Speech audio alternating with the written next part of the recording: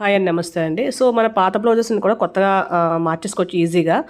So, షార్ట్‌లో అయితే అది మొత్తం చూపించడానికి అవ్వదు. బట్ నేను ఐడియా మాత్రమే చెప్తున్నాను ఇక్కడ. ఏంటంటే ఇది నార్మల్‌గా ఇది న్యూ బ్లౌజే. New blouse only back part. కానీ మనకి అదే ఓల్డ్ బ్లౌజ్ అనుకోండి. ఈ పార్ట్ ఇప్పుడు నేను చూపించే పార్ట్ దగ్గర హ్యాండ్ కొంచెం ఇప్పుతాం అంతే. అలాగే ఇవతల వైపు కూడా సేమ్ హ్యాండ్ దగ్గర ఒక పార్ట్ దగ్గర ఇప్పుతాం. అంటే ఈ డిజైన్ అది కాబట్టి. సో, ఇప్పేసిన తర్వాత ఆ చిన్న బార్డర్ ఉంటుంది కదా! ఆ చిన్న బార్డర్‌ని ఇలా వేసుకోవాలి. యాక్చువల్‌గా పాత బ్లౌజ్ అనుకోండి.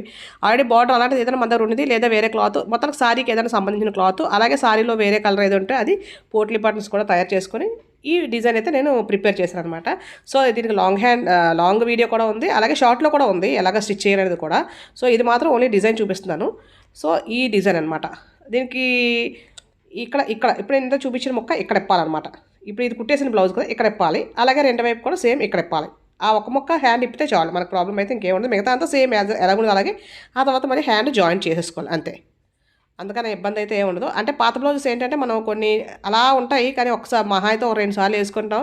ఆ తర్వాత ఇంక పాతది అయిపోయింది. ఏదైనా కొంచెం ఫ్యాషన్‌గా ఉన్నది కొంచెం అలవాటైన తర్వాత కూడా పాతవి వేసుకోవాలి అనిపించదు. సో, దానికి ఇలా మనం చేసుకున్నాం అనుకోండి చక్కగా ఏదో కొంచెం ఏదో చిన్న మోడిఫికేషన్ అయినా సరే చేసుకుంటే మనం చక్కగా అయితే మళ్ళీ యూజ్ చేసుకోవచ్చు అనమాట. మొత్తం బ్లౌజ్ అంతా కొట్టకుండా. సో, దీని సారీ అయితే ఇదనమాట. ఓకే అండి. థ్యాంక్ యూ అండి. Thank you for watching.